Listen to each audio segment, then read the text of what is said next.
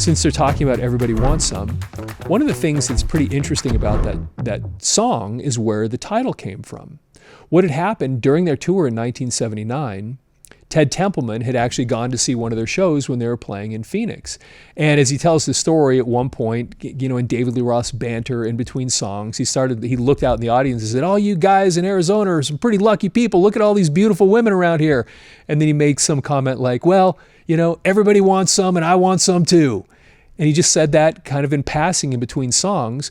And it rung a bell in Ted Templeman's mind. What a great line.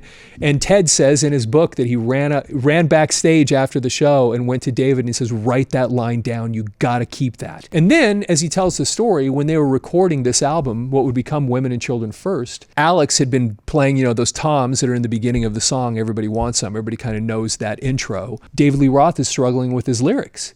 And he looks over at Ted and, Ted's like, "Do you have anything?" And he goes, "I can't come up with anything." And Ted says, "Do you remember that line, that thing that you said in that concert?" And apparently by saying that, David goes, "Got it."